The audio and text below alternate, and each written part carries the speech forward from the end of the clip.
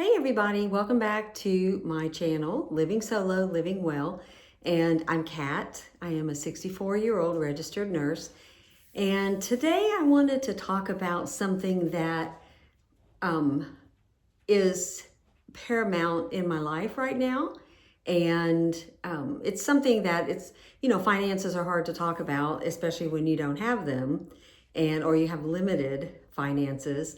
And so I've heard some other older folks on YouTube talking about retirement and talking about they didn't save money or whatever circumstances led them to where they are, where they're financially not as comfortable as they should be. And so I know I've alluded to this in some other videos about a work injury that I had 4 years ago and some change.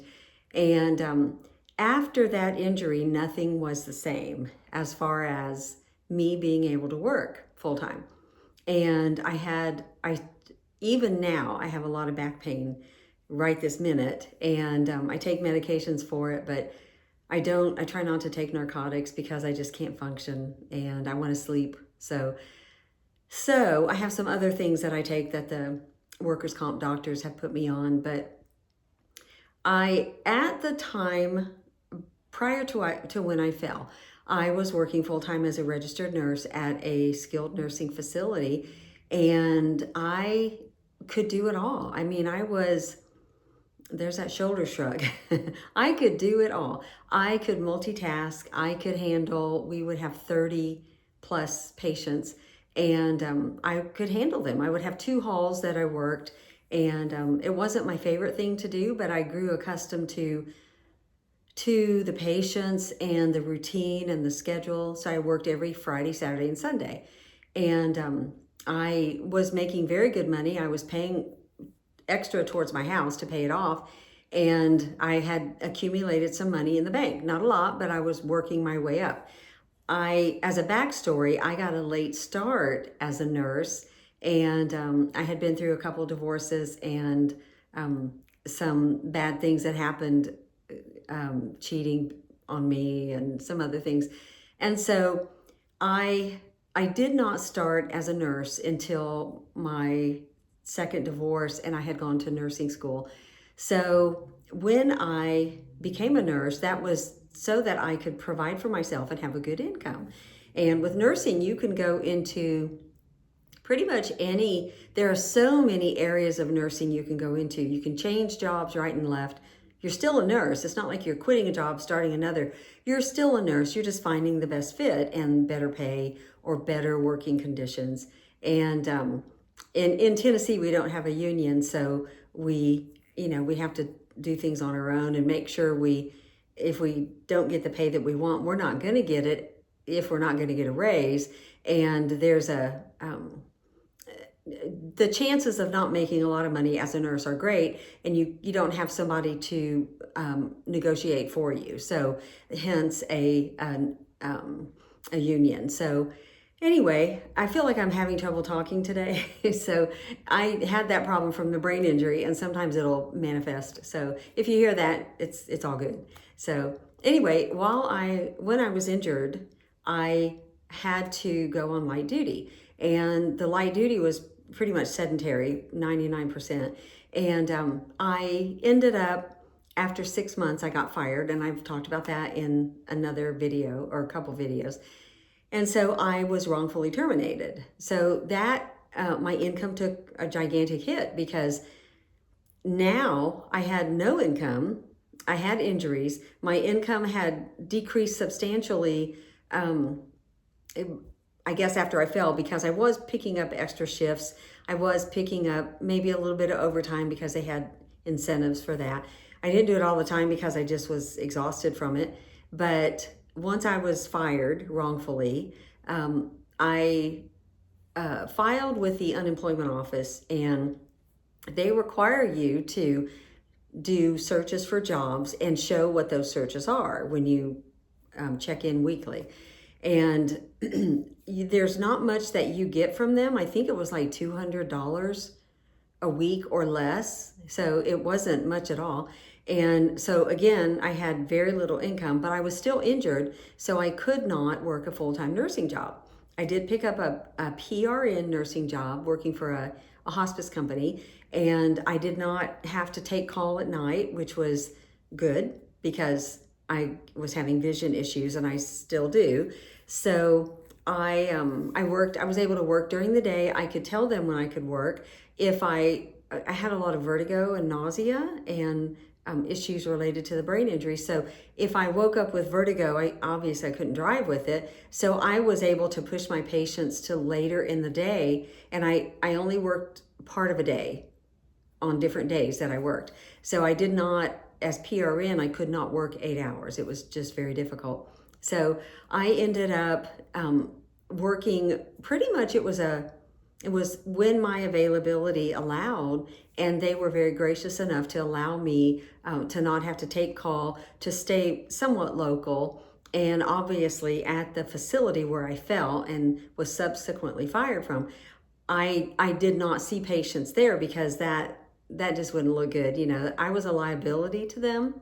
And so to go in to see hospice patients at that facility, my attorney advised against it, and I didn't really want to go in there. So anyway, my income had taken such a drastic hit, and since I started late, I didn't have any retirement set up because I didn't have to work for a long time. And then when I did work, I was just barely making ends meet. And then finally I was getting to where I could start saving money and contributing to a retirement plan, but not for very many years at all, just a few years. And then all of a sudden, here I am with no retirement and not of retirement age at that point, and no job. Well, a very PRN job. It paid very well, but it was only a few hours, a few days a week. Sometimes I might have worked 5 days, but I might have worked 2 or 3 hours only, or seen a couple patients on any of those days. So then I ended up not working with that hospice company anymore. And the reason why was not by my doing necessarily, but we had the arrangement when I worked there initially was that I would call them and see if they had anybody for me since I was PRN. Full-timers got the patients first. And then if we had enough patients, then they could have a PRN nurse come in and see some. So the plan was I would always check with them. Hey, do you need me tomorrow? I can work tomorrow through, I could work the next 3 days for a few hours. I could see 4 or 5 patients maybe. And if they were short, if the census was low, then they would say, no, we don't have anybody. Or they might text me and say, can you see a couple patients tomorrow in this particular town? And which was nearby. So when the last time I worked there was about a year ago, the beginning of April. So at that time, they changed management. So we had a new director, and I had not met her yet. So the plan was with the patient care manager, our discussion was that I would check with him on the next week, the following Monday, to see if I needed to come in on Tuesday, because he had mentioned coming in on Tuesday. And I said, how about I give you a text or a call first just to make sure you have some patients? Because on that day that we're talking about it, I went in based on what he said, come on in, you can see some patients. And when I got there, they had no patients for me to see. So rather than make the trip there, which was 5 minutes, I would just text him the night before and say, do you have any patients for me? So I did that. He gave me his number. I did that. I never got a response. And so I thought, well, they must not have enough patients, and they would let me know. So as time went on, the new director came. I never met her because I was not called in to work. And I'd heard that their census had dropped, so they didn't have enough patients. So I'd heard that for several months. And then August of last year, I got a certified letter delivered to my front door. And it was a letter from the director saying, you know that you're supposed to check in every 90 days and work 1 shift, and you haven't. So this is a voluntary resignation on your part. And I was dumbfounded because The last thing I talked about with that patient care manager was to text him or call him or let me know if you have patients that I need to see. So if I had checked in or there was no work I could do for 90 days in that prior 90 days because their census was so low, it did not warrant having a PRN nurse come in to take patients. The full-time nurses had to have the patients first, so there just weren't enough to go around. So I couldn't have worked even if I'd have checked in with them. I wouldn't have been able to work because there were no patients to see. So I got the letter, I marched myself into her office, introduced myself. She had no clue. And I said, I was nice, but I said, I was the one that you sent the letter to for voluntary resignation. And I explained that I never got a call from the manager. And her comment was, you never returned our calls. And I never had a missed call. There were no missed calls and there were no calls, period, from anyone at that office. So anyway, she did say I was eligible for rehire, but I found out some stuff about her at this point, and there's, that the place is having a high turnover of nurses. The nurses I worked with when I left or when they voluntarily resigned me, the nurses were, those particular nurses no longer work there. So I've heard from someone that did just get hired in a higher up position that the place is imploding and that the nurse turnover is very high right now. So they need to let that director go is what we think. But either way, I digress. So eventually I found a job because I did work with my daughter for just a little while, maybe less than a year, give or take. She has a business placing sitters with dementia patients or memory care patients. And so I would help her out a little bit, and the pay was not good. You didn't have to be licensed for that position, and I'm a licensed professional nurse, registered nurse. So the pay was very, very low, but it was at least something. So I did have, when I was wrongfully terminated, I won a lawsuit against them. So I had a little bit of that. It wasn't much, but I had a little bit of that I was living off of as well, kind of supplementing my meager income. But meanwhile, I'm not putting any money back. I don't have any money set aside. I don't have a retirement plan. I had no retirement. So a year ago, when I was getting ready to turn, so I was 63 and a half, and I went ahead and filed for retirement. And so when I say I'm semi-retired, I draw retirement, but I am able to work. I work some, and I'm on a restricted work plan right now, sedentary, and the job I do have right now fits it to a T, and I'm limited to where I can only work up to 4 hours a day. So because of the injuries still after 4 years. So anyway, I ended up getting retirement, and I also applied for Social Security disability. So all of the issues that I have should have qualified me for Social Security disability per some Social Security disability attorneys. And so I applied for that. I was denied last November for that, and I immediately appealed it. So recently, I was denied again, so that appeal was denied, and I contacted a Social Security disability attorney. So I figured I needed her in my court because it's confusing, and it's confusing for me to even wrap my brain around, but I turned 65 this year in November, and my workers' comp attorney is trying to get temporary partial disability benefits for me going back to when I was injured or let go from that company. And so we're working on that, which takes forever. And that can only be based on 2/3 of your average weekly wage when you were working prior to the injuries. So the year prior, my weekly wage for that entire year, each of those weeks, I could get 2/3, up to 2/3 of that, but that's a process. So I don't know if that's even going to happen, but we're working on it. And then the Social Security disability, which is different than the workers' comp temporary partial disability benefits. So Social Security disability, that's what I had applied for and hired the attorney for. And the attorney does not get anything if we lose. So for her to take it on, she has to know in her heart of hearts that I should be approved. Otherwise, she's working for nothing if she didn't think I was going to qualify. So she took my case, and she gets like 25% of back pay of Social Security disability. I don't know how far back that would go, but I figure if she gets 25% of that, I get 75.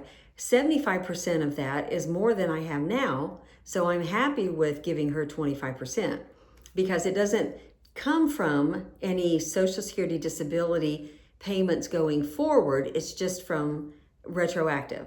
So that, we don't know when that's going to happen as well. The other the other future income will be the settlement from workers' comp. And we are just now at getting impairment ratings from the doctors to where they can formulate their impairment ratings, and then we use those impairment ratings to determine what they pay me for the injuries.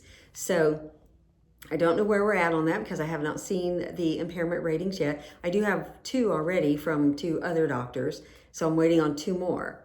And these are the big ones. These are the big injuries. The vision is affected and the spine were fractured. So, and I did have a second opinion on the fracture on my spine from a doctor not involved with workers' comp. So he knows nothing about what the other doctors have said, because what I've seen them do is when I've gone to a different one, they will look at the records from the prior workers' comp doctors. And because those prior doctors said there's nothing wrong, they don't want to get them in trouble. So they're like, there's nothing wrong. They agree with them. So the one I went to, let me back up. The thing about workers' comp doctors, and I did a video on this on my workers' comp case, workers' comp doctors see patients that work comp sends them to. So let's say you have an injury. Workers' comp submits a panel of 3 providers. So let's say you need to see an ortho, and they will have 3 orthos on there, and you pick which one. They're their doctors, and they'll say, well, you got to choose. Well, you only gave me a limited number of doctors to choose from, and they're your doctors. So in order for those doctors to continue getting patients referred to them, or letting a patient pick their name off the panel, they have to abide by workers' comp guidelines. And workers' comp is all about saving the most money and getting the least bad diagnosis. So giving the best case scenario diagnosis to where they're not making it seem like it really is. Like if you have a fractured spine, they're not going to say that, because then that's going to cost work comp adjusters insurance company a lot of money, because the spine, the brain, the neck, the senses, those are all things that are high dollar. So naturally they're going to say, no, oh, it's fine, just go to a PT and you'll be okay. So they know they have to say the right thing. So my plan was I had a friend that worked for an ortho in Nashville, and she suggested me sending her the image of the CT scan of my spine and letting one of them look at it. So he looked at it, said there is a fracture of some sort, and she didn't tell him it's workers' comp. She just said I was having a tough time getting someone to diagnose it, or me getting answers. I was having a hard time.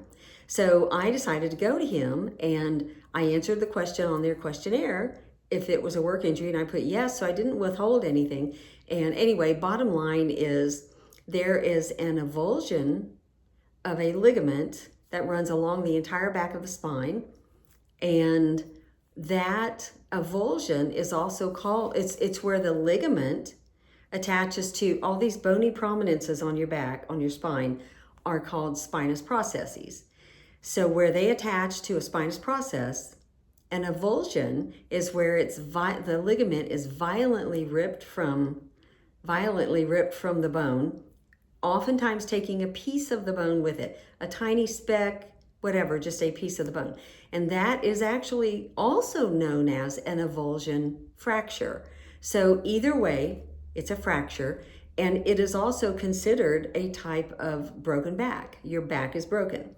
And so all this time, I have known there's a fracture of some sort. I found it a few years ago. Nobody would address it. And to know that this doctor took the time, he didn't look at the other, he didn't have their records, so he didn't look at their reports to say, oh, well, everything's fine. I don't want to get them in trouble. And, we're just going to say everything's fine because everybody else said that. So anyway, he has given me that diagnosis, which I in turn took to my neurologist through workers' comp. I see one. And he gave me a diagnosis. So it's not the diagnosis that I want based on this other ortho, but it is related to the ligament damage on the spine. So it's after 4 years, 1.5 months. That's the best I'm going to get, I feel. So, but at least it is addressing an injury to the spine, a prior injury, and there is damage going forward from that point going forward. So that will be addressed. And but anyway, so I did get that diagnosis, and I'm thrilled. And we will use that non-workers' comp doctor report to negotiate when the time comes for settlement.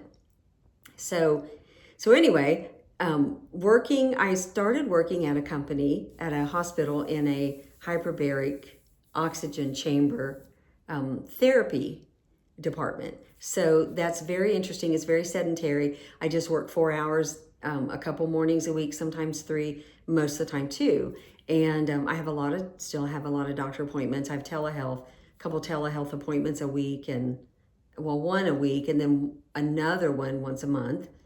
And then a neurologist and a chiropractor and neck therapy where I damaged my neck from the fall. So I am busy on these other days such that it's hard to work 5 mornings of 4 hours each. It's hard to do that during the week. So again, my income is very limited, and the only hope that I have at this point is disability, Social Security disability coming through. If it does, it should, because the attorney has the utmost confidence that it will. We will end up more than likely doing a Zoom hearing with an administrative law judge, and once it gets to that point. And then she said they win like 99% of the cases when they have to go before a judge. So I'm hoping that's a positive. I'm still not 100% set on, okay, that's going to be approved, but that's the best information I have right now. And then as far as the workers' comp attorney trying to get temporary partial disability, that's different than Social Security. But if you get that, if you're approved and you get Social Security disability, you can get them both at the same time, but you can only get a total of 80% of your average weekly wage that you made, during the year prior to the injury, up to the date of the injury. So that's a possibility. And then, of course, the settlement when we settle the workers' comp case. And so anyway, this year, since I'll be 65, I'll be eligible for Medicare. Medicare has to do a Medicare set aside from a settlement that you get. The medical part of it. So there are 2 parts to a workers' comp settlement. There will be the injuries, the liability for injuries, and then there will be whether or not I get future medical. I keep that open where I just continue to go to doctors if I need to. Workers' comp reimburse it or takes care of the payment. Or I don't know if they can do like a lump sum. But if they do the lump sum medical settlement, then Medicare does the set aside out of that. So they determine, based on your injuries and the care you've received up to this point and what you might have to have in the future based on these injuries, they take an allotted amount out of that lump sum medical and say, this is what you're going to spend. You're going to pay for your medical out of this. Because at that point, I would be paying for it if I took a lump sum. I would not be having these doctors send it to the adjuster. They'd be sending it to me. I would take it out of that account. So once you use up all that Medicare set aside to cover work injuries, then Medicare will pick up the rest and start paying for it. So you've got to eliminate all of that set aside, and when it's gone, then Medicare will assume responsibility for the payments. So there's a couple different options there. It's either the full settlement, or having open medical where you don't get a big lump sum. They just continue to pay for it. But in addition to retirement benefits, it's like you can only make this much if you're going to get this benefit or this. So I knew I needed this Social Security disability attorney in the mix, because that's too much for me to have to calculate.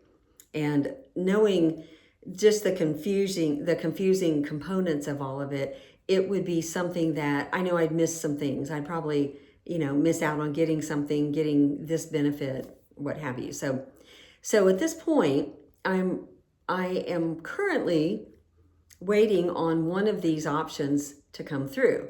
I don't know when they're going to happen, but I am currently working just very PRN. That plus my retirement, Social Security retirement, are seeing me through. I don't get a lot in that because I got a late start as working as a nurse. And for many years I didn't work. I was a stay-at-home mom. And anyway, so that is the talk about the financial situation as a senior. I don't feel like a senior citizen, but yet I do because of my age. So, I am 64, so I am technically a senior citizen, but it's hard in your mind to wrap your brain around that because you don't feel like it. So anyway, these are the issues, and I've tapped out all of my savings except just a few $1,000s. I'm down to the bare minimum.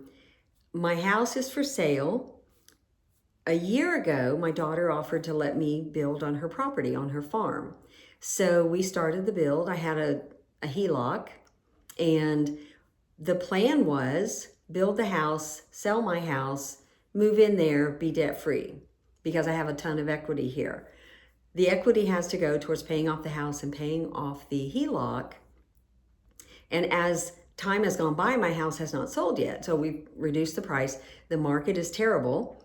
There is absolutely nothing wrong with my house. It's a great house, and there are no maintenance issues. There are new appliances. Everything's all updated. And so it's the longer the house sits, the longer I don't finish the other house, because we've exhausted the loan, and that there is no more loan money to build. We went above budget, which my son-in-law is building the house, so that's normal to go above budget. So I'm not in a hurry to move necessarily, because the HELOC does not mature for 4 more years. So I'm just paying the interest only at this point. However, I'm paying the interest only, which is comparable to my mortgage, and then I'm paying my mortgage. So financially, I'm strapped, but I'm making ends meet. And then as time goes by, I mark the house down, I lower the price. So the equity, I will have less to pay off the credit card debt I used, some things to buy for the house. So anyway, my plan was to sell this house, be debt free, live on my daughter's farm, and then working just a few hours a day, a few days a week, or just collecting retirement would be sustainable. So now it's going to probably not be as sustainable. I'm probably going to have to work a little bit, but it also depends on when the settlement comes through, how the retirement Social Security disability goes, if it's going to be approved, and also TPD, or temporary partial disability benefits, through work comp. So there's several avenues of income that will be hitting. I just don't know when or if it'll be all three. So meanwhile, I have to watch my nickels and dimes and pennies, and it is tough. It's very difficult. So I have cut back on groceries, and I find that I'm so aware of spending that first penny because it will affect my, what I have in the bank to pay my bills. So it's very difficult to have extracurricular activities because there's just not the money there. And that does hurt because I expected to be in my new house at this point. So anyway, we're working on another couple different marketing techniques for my house, and hopefully we're going to get new outdoor and indoor photos made, change up the ad, take it off the market for a little bit, put it back on. We're just trying all different kinds of things. I've seen other houses that have been for sale for a long time as well. So it's not just my house. The price is right in the price where it needs to be, although I'm thinking about lowering it a little bit more. So anyway, you don't know how your house is going to do in a market like this until you give it a shot. So, we tried it. We tried a higher price. We tried lowering it. We lowered it again, and we're about to lower it again. So anyway, at this age, being a senior citizen, I did not think I'd get retirement early. I thought I'd be working at the job that I had and pay my house off. And, I thought things would be different. And then when I fell, it changed. It was different. Everything became different at that point. And that's been a really hard pill to swallow, no pun intended. But I do have my down days because things did not turn out the way I wanted through no fault of my own. I did not plan on falling that day. I did not plan on, slipping on a wet floor and breaking my back and injuring my brain, and which caused a whole host of other neuro issues. So anyway, but I'm in this situation. I have to make the best of it, and at least I have these options going. I don't know when they're going to come to fruition, but I will definitely keep you posted. So I hope nobody has to go through this, because it is a scary feeling. Your income, it's your income. You have to have money to survive. And so, I don't have a retirement fund. I don't have a backup plan. Like, I don't have a spouse to help pitch in. And this is just a tough spot to be in. So I try to be positive for the most part. And there are days that it gets hard to be positive. But anyway, maybe my story can be inspiring to you. I don't know why it would be, but it's just it's just me doing what I need to do to survive, and just make it through this life journey. So anyway, I hope it's inspired you, and maybe your situation is worse than that, or maybe it's better than that. Whatever the case, I hope you're able to work it out. And I really wouldn't want anybody to be in this situation, because there's so much uncertainty. And, that's hard when you have pets. You have to get medical care for them and checkups and stuff, and the money just isn't there. So it's a matter of kind of juggling the funds and, trying to do what you need to do. So anyway, thank you guys for listening. If you've lasted this long, I so appreciate you. I appreciate the subscribers and just taking the time to watch my videos. So please like, share, and subscribe. And I hope you guys have a great rest of the day.